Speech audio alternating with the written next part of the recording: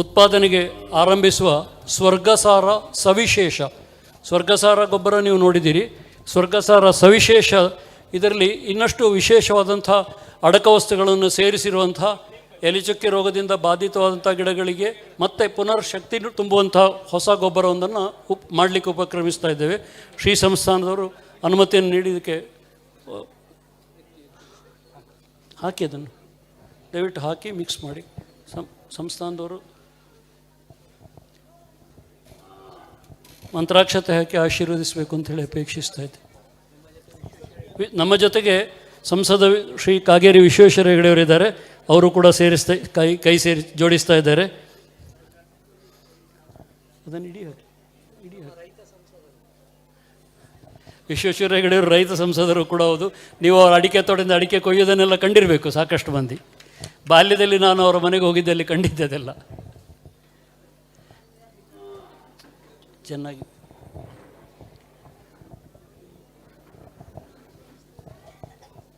ಹಿಡ್ಕೊಳ್ಳಿದ್ದೇನೆ ಕಾಣು. ಹರೇ ರಾಮ ಹರೇ ರಾಮ.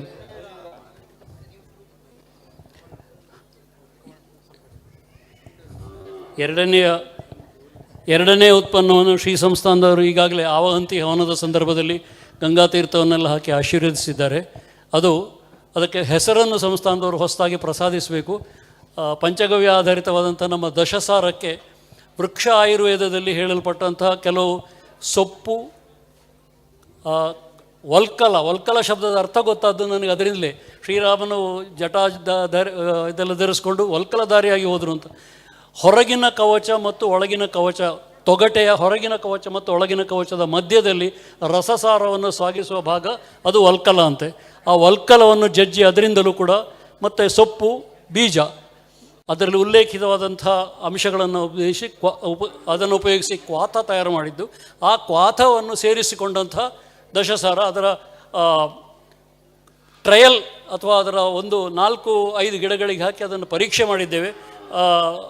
ನಮ್ಮ ರಾಘವೇಂದ್ರ ಮುಸವಳ್ಳಿಯವರ ತೋಟದಲ್ಲಿ ತುಂಬ ಚೆನ್ನಾಗಿ ಹರಡುವುದನ್ನು ನಿಯಂತ್ರಿಸಿದೆ. ಎಲೆಚುಕ್ಕಿ ರೋಗ ಹರಡುವುದನ್ನು ತುಂಬ ಚೆನ್ನಾಗಿ ನಿಯಂತ್ರಿಸಿದೆ. ಗಿಡದ ಎಲೆಗಳ ಅಡಿಗೆ ಮತ್ತು ಮೇಲ್ಭಾಗಕ್ಕೆ ಚೆನ್ನಾಗಿ ಕೊಳೆ ರೋಗಕ್ಕೆ ಔಷಧಿ ಹೊಡೆಯೋ ಥರವೇ ಚೆನ್ನಾಗಿ ಔಷಧಿ ಹೊಡಿಬೇಕು. 4ನೇ ದಿವಸಕ್ಕೆ ಹರಡುವುದು ನಿಲ್ತದೆ.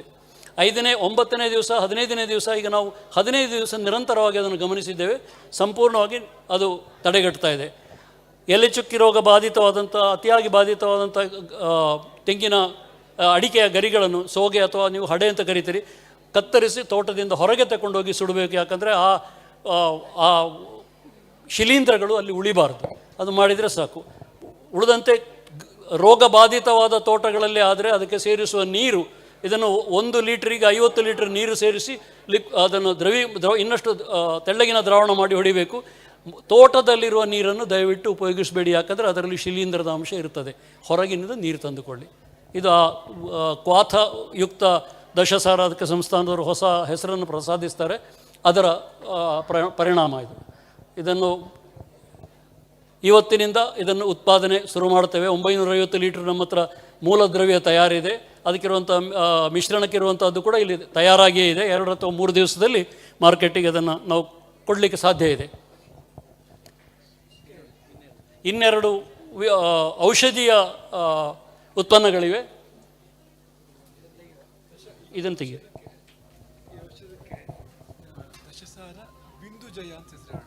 ದಶಸಾರ ಬಿಂದು ಜಯ ಅಂತ ಹೆಸರನ್ನು ಸಂಸ್ಥಾನದವರಿಗೆ ಬಿಂದು ಅಂದರೆ ಚುಕ್ಕಿ, ಅದನ್ನು ಗೆಲ್ಲುವಂಥದ್ದು. ಬಿಂದು ಜಯ ಅಂತ ಹೆಸರನ್ನು ಪ್ರಸಾದಿಸಿದ್ದಾರೆ ಶ್ರೀ ಸಂಸ್ಥಾನದವರು. ನಾಡಿದ್ದಿನಿಂದ ತಯಾರು ಮಾಡೋಣ.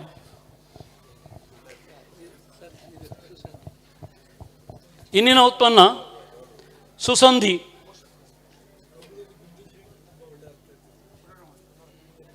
ಸುಸಂಧಿ ತಗೊಳ್ಳಿ.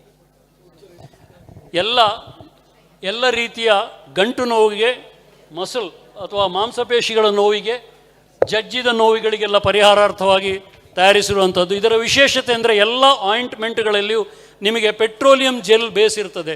ಇದರಲ್ಲಿ ದೇಶಿ ಆಕಳಿನ ತುಪ್ಪದ ಬೇಸ್ ಇರೋದು. ಇದರಲ್ಲಿ ಆಯಿಂಟ್ಮೆಂಟ್ ಬೇಸೇ ತುಪ್ಪದ್ದು. ಅದನ್ನು ಡಮ್ಮಿ ತಗೊಳ್ಳಿದ್ದಾರೆ.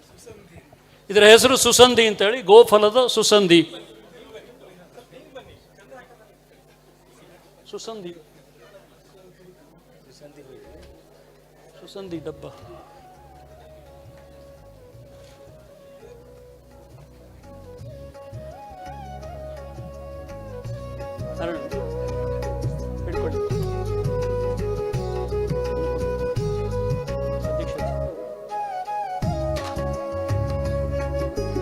ಇದು 100% ಆಯುರ್ವೇದ. ಇದರಲ್ಲಿ ಯಾವುದೇ ರೀತಿಯ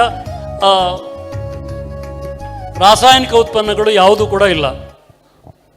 ಇದರ ಮೊದಲು ನಾವು ದಂತಸುರಭಿ ಮಾಡಿದ್ದೆವು, ಅದರಲ್ಲೂ ಕೂಡ ಯಾವುದೇ ರೀತಿಯ ರಾಸಾಯನಿಕ ಇಲ್ಲ, ಯಾವುದೇ ರೀತಿಯ ಆರ್ಟಿಫಿಷಿಯಲ್ ಸ್ವೀಟನರ್ ಅಂತ ಕರೆಯುವಂಥದ್ದಿಲ್ಲ, ಸಾರ್ಬಿಟಾಲ್ ಇಲ್ಲ.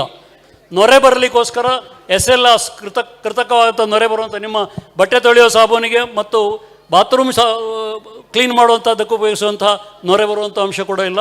ಶುದ್ಧ ತೆಂಗಿನ ಹಾಲಿನಿಂದ ತಯಾರಿಸಿದಂಥ ಉತ್ಪನ್ನ ಅದರಲ್ಲಿ ನೊರೆ ಬರಲಿಕ್ಕೆ ಸೇರಿಸಿದ್ದೇವೆ. ಇಷ್ಟೆಲ್ಲ ಮಾಡಿಯೂ ಸಂಸ್ಥಾನದವರು ಅದಕ್ಕೆ ರೇಟ್ ಹೆಚ್ಚು ಮಾಡಲಿಕ್ಕೆ ಬಿಡಲಿಲ್ಲ. 65 ರೂಪಾಯಿಗಿಂತ ಹೆಚ್ಚಿಗೆ ಮಾಡಬೇಡಿ ಅಂತ ಹೇಳಿದ್ದಾರೆ. ಉಳಿದ ಇದರ ಹಾಗೇ ಇದೆ, 100 ಗ್ರಾಮಿಗೆ 65 ರೂಪಾಯಿ. ಮುಂದಿನ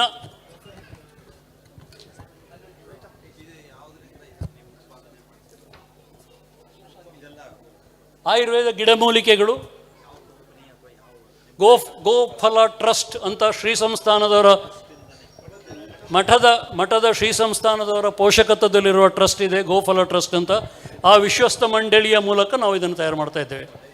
ವಿಶ್ವಸ್ತ ಮಂಡಳಿ ಅಧ್ಯಕ್ಷರಾಗಿ ಇವರಿದ್ದಾರೆ. ಡಾಕ್ಟರ್ ಕೃಷ್ಣಮೂರ್ತಿ ಮತ್ತು ಹಾರಕೆರೆ ನಾರಾಯಣ ಭಟ್ ವಿಶ್ವಸ್ತರಾಗಿದ್ದಾರೆ. ಉಳಿದ ವಿಶ್ವಸ್ತರು ಇವತ್ತು ಬರಬೇಕಿತ್ತು, ಅನಿವಾರ್ಯಗಳಾಗಿ ಬರಲಿಲ್ಲ. ಪುನರ್ನವ ಅಂತ ಹೇಳುವ ಮತ್ತೆ ಹೊಸತಾಗಿ ಉತ್ಸಾಹದಿಂದ ಕಾರ್ಯನಿರ್ವಹಿಸುವಂಥ ಚರ್ಮ ನಮ್ಮದಾಗಬೇಕು ಅಂತಿದ್ರೆ ಇದನ್ನು ಉಪಯೋಗಿಸಬೇಕು. ಎಲ್ಲ ರೀತಿಯ ತರಚು ಗಾಯಗಳಿಗೆ, ಜಜ್ಜು ಗಾಯಗಳಿಗೆ ಮತ್ತು ಸಣ್ಣ ಸಣ್ಣ ಕಟ್ಸ್ ಅಥವಾ ಗಾಯಗಳಿಗೆ, ಬೆಂಕಿ ತಾಗಿದ ಗುಳ್ಳೆ ಬಂದದಕ್ಕೆ ಎಲ್ಲದಕ್ಕೂ ಕೂಡ ಪರಿಹಾರವಾಗಿ ಇದು ವರ್ತಿಸ್ತದೆ. ಇದರಲ್ಲಿಯೂ ಕೂಡ ಮೂಲತಃ ಇರುವಂಥದ್ದು ದೇಶೀಯ ಆಕಳ ತುಪ್ಪ. ದೇಶೀಯ ಆಕಳ ತುಪ್ಪಕ್ಕೆ ಡ್ರಗ್ ಡೆಲಿವರಿ, ಆಧುನಿಕ ಅಲೋಪತಿ ವಿಜ್ಞಾನಿಗಳು ಉಪಯೋಗಿಸುವಂಥದ್ದು. ವೈಯಕ್ತಿಕವಾಗಿ ನನ್ನ ಕೈಗೆ ಪ್ರಯೋಗ ಮಾಡಿ ನೋಡಿದ್ದೇನೆ, ತುಂಬ ಚೆನ್ನಾಗಿ ಗುಣ ಆಗ್ತದೆ. ನನ್ನ ಕೈ ಹಿಂದಿನ ಭಾಗಕ್ಕೆ ಇಲ್ಲಿ ಬಿಸಿತಾಗಿ ಒಂದು ಗುಳ್ಳೆ ಬಂದಿತ್ತು. ಆ ಗುಳ್ಳೆಗೆ ಇದನ್ನು ಪರೀಕ್ಷೆ ಮಾಡಲಿಕ್ಕೋಸ್ಕರ ಇದನ್ನೇ ಹಚ್ಚಿದ್ದೆ. ಇವತ್ತು ಕಲೆ ಕೂಡ ಇಲ್ಲ, ಪೂರ್ತಿ ಚರ್ಮ ಮೊದಲಿನ ಹಾಗೆ ಬಂದಿದೆ, ಗಾಯ ಇಲ್ಲ. ನನಗೆ ಇದರ ಜೊತೆಗೆ ಹೇಳಬೇಕಾದಂಥ ಒಂದು ಅಂಶ, ನನಗೆ ಡಯಾಬಿಟಿಸ್ ಇದೆ, ಆದರೂ ಕೂಡ ಗಾಯಗಳು ಬೇಗ ಗುಣ ಆಗಿದೆ, ಯಾವುದೇ ಕಲೆ ಬಂದಿಲ್ಲ. ಹಾಗಾಗಿ ಯಾರಿಗಾದರೂ ಇದನ್ನು ಉಪಯೋಗಿಸ್ಬೋದು, ಅಷ್ಟು ಸೇಫ್. ಇದನ್ನು ಕೂಡ ಶ್ರೀ ಸಂಸ್ಥಾನದವರು ಲೋಕಾರ್ಪಣೆ ಮಾಡಬೇಕು ಅಂತ ಅಪೇಕ್ಷಿಸ್ತೀನಿ.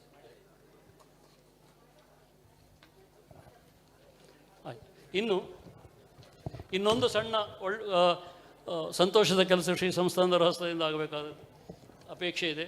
ಗೋಫಲ ಟ್ರಸ್ಟು ಸಣ್ಣ ಸಣ್ಣ ಗ್ರ್ಯಾಂಟ್ ಗೋಶಾಲೆಗಳಿಗೆ ಕೊಡ್ತದೆ. ನಮ್ಮ ಸಂಗ್ರಹಿತ ಲಾಭಾಂಶದಿಂದ ಗೋಸ್ವರ್ಗದ ಅಧಿಕೃತರು ದಯವಿಟ್ಟು ಶ್ರೀ ಸಂಸ್ಥಾನದವರಿಂದ ಇದನ್ನು ಪಡ್ಕೊಳ್ಬೇಕಾಗಿ ಅಪೇಕ್ಷಿಸ್ತೇನೆ. ಗೋಸ್ವರ್ಗದ ಅಧ್ಯಕ್ಷರು ಯಾರು? ಹಾಗೆ ವಿಷ್ಣುಗುಪ್ತ ವಿಶ್ವವಿದ್ಯಾಪೀಠದ ಗೋ ವಿಶ್ವದ ಅಧಿಕೃತರು ಹೆಗ್ಡೆಯವರು ಇದ್ದಾರೆ.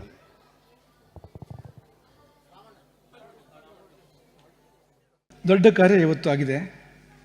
ಅದೇನೆಂದರೆ, ಒಂದು ಹೋಮ ಮತ್ತೊಂದು ಪ್ರಸಾದ, ಔಷಧ. ಇದರಲ್ಲಿ ಏನಪ್ಪ ಅಂದರೆ, ಕೃಷಿ ಕ್ಷೇತ್ರವನ್ನು ಕಾಡುವಂಥ ದೊಡ್ಡ ಪಿಡುಗು ಎಲೆ ಚುಕ್ಕಿ ರೋಗ ಅಂತ ಅದಕ್ಕೆ ಹೆಸರು. ಎಲೆ ಚುಕ್ಕಿ ರೋಗ ಅಂತ. ಅದಕ್ಕೆ ಈಗ ಮನುಷ್ಯರಿಗೆ ಅರ್ಬುದ ರೋಗ ಬಂದ ಹಾಗೆ ಅಂತ, ಹಾಗೆ ಅದಕ್ಕೆ ಪರಿಹಾರವೇ ಇಲ್ಲ ಅನ್ನೋ ಪರಿಸ್ಥಿತಿ ಇದೆ. ಅದು ಬಂದಾಗ ಮರಕ್ಕೆ ಮರವೇ, ತೋಟಕ್ಕೆ ತೋಟವೇ ನಾಶ, ಒಂದೊಂದು ಕುಟುಂಬವೇ ಒಕ್ಕರೆದ್ದು ಹೋಗುವಂಥ ಪರಿಸ್ಥಿತಿ ಏನಿಲ್ಲ ಅಂತ.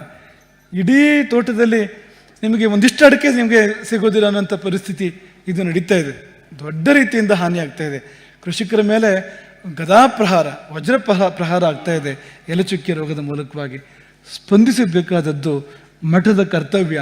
ಕಾಲಿಕವಾದ ಸಮಸ್ಯೆಗಳಿಗೆ, ಸಂಕಟಗಳಿಗೆ ಸ್ಪಂದಿಸಬೇಕಾದದ್ದು ಮಠದ ಕರ್ತವ್ಯ ಎಂಬುದನ್ನು ಮನಗಂಡು ಅದರ ಅಂಗವಾಗಿ ಮೊದಲನೇದಾಗಿ ಅದು ಅಲ್ಲಲ್ಲಿ ಮಾಡಿದೆ ಇದಕ್ಕಿಂತ ಮುಂಚೆ. ಈಗ ಒಂದು ಸಮಷ್ಟಿ ರೂಪದಲ್ಲಿ ಒಂದು ಆವಹಂತಿ ಹವನದ ಮೂಲಕವಾಗಿ ಈ ಒಂದು ರೋಗವನ್ನು ಎದುರಿಸಬೇಕು, ದೈವಿಕವಾಗಿರುವಂಥ ಸಹಾಯ ಬೇಕು, ದೈವಿಕವಾದ ಆಶೀರ್ವಾದ ಬೇಕು. ಹಾಗಾಗಿ ಇಡೀ ಸಮಾಜವನ್ನು ಪೀಡಿಸುವ ಈ ಮಹಾಮಾರಿಯನ್ನು ಓಡಿಸಲಿಕ್ಕೆ, ಇದನ್ನು ದೂರ ಮಾಡಲಿಕ್ಕೆ ಒಂದು ಮಂತ್ರಗಳ ಶರಣು ಹೋಗಿ ಧಾರ್ಮಿಕ ವಿಧಿವಿಧಾನಗಳನ್ನು ಇಲ್ಲಿ ನಡೆಸಲಾಗಿದೆ. ಹೋಮವನ್ನು, ಅದಕ್ಕೆ ಹೇಳಿರ್ತಕ್ಕಂಥ ಹೋಮವನ್ನು ಮಾಡಲಾಗಿದೆ.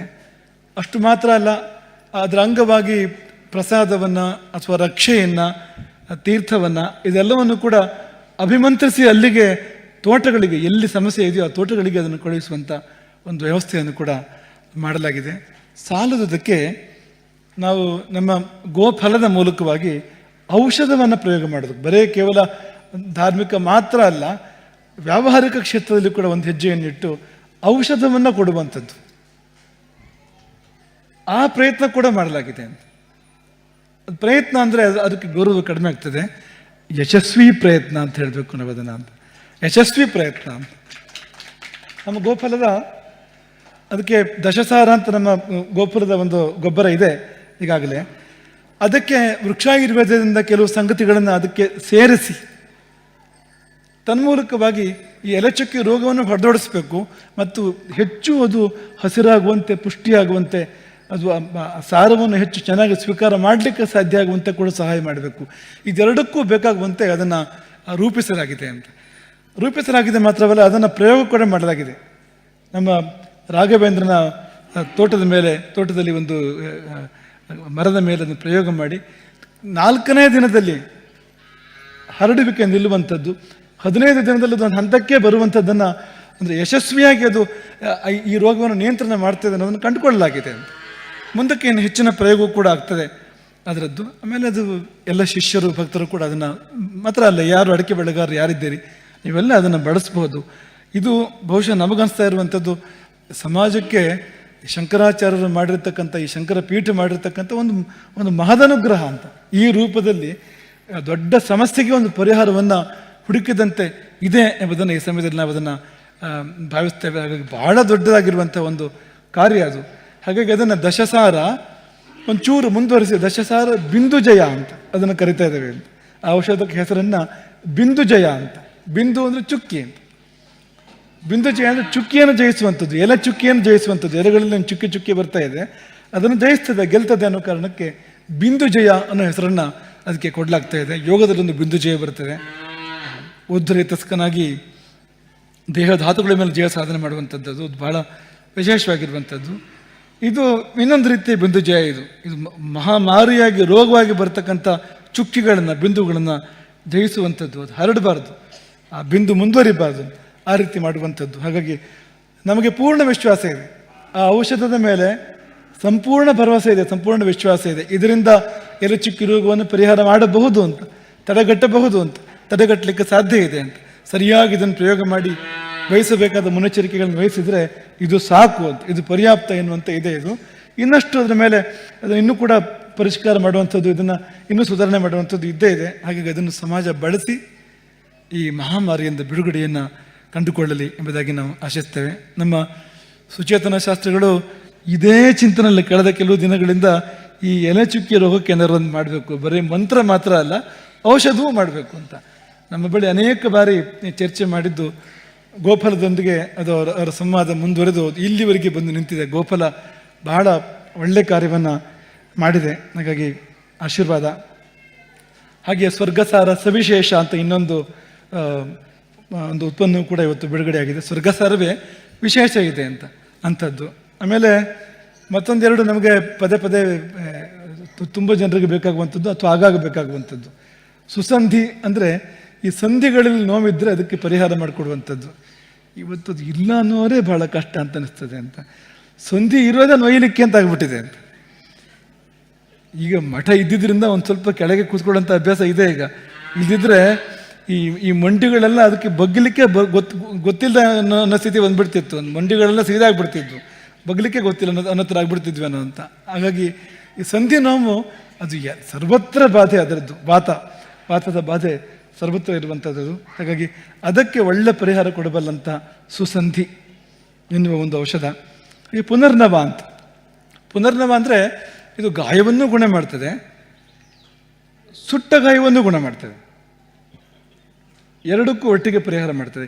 ಹೇಗೆ ಗುಣ ಮಾಡ್ತದೆ ಅಂದರೆ ಎಲ್ಲಿ ಸುಟ್ಟಿತ್ತು ಅಥವಾ ಎಲ್ಲಿ ಗಾಯ ಆಗಿತ್ತು ಅದು ಗೊತ್ತೇ ಆಗೋದಿಲ್ಲ ಅಂತ, ಕಲೆ ಕೂಡ ಇಲ್ಲದಂತೆ ಅದು ಗುಣ ಮಾಡ್ತದೆ. ಹಾಗಾಗಿ ಪುನರ್ನವ ಅಂದರೆ ಮತ್ತೆ ಹೊಸದಾಗುವಂಥದ್ದು, ಮತ್ತೆ ಮೊದಲಿನಂತೆ ಹೊಸದಾಗುವಂಥದ್ದು, ಆ ಹೆಸರನ್ನು ಅದಕ್ಕೆ ಕೊಡಲಾಗಿದೆ. ಇದೆಲ್ಲ ಸಮಾಜಕ್ಕಾಗಿ, ಇದೆಲ್ಲ ಹಣಕ್ಕಾಗಿ ಅಲ್ಲ, ಇದೆಲ್ಲ ನಮ್ಮ ಪ್ರತಿಷ್ಠೆಗೋಸ್ಕರವಾಗಿ ಅಲ್ಲ, ಸಮಾಜಕ್ಕೆ ಒಳ್ಳೆಯದಾಗಬೇಕು ಅನ್ನೋ ಕಾರಣಕ್ಕೋಸ್ಕರ ಮಾಡ್ತಾ ಇರುವಂಥದ್ದು.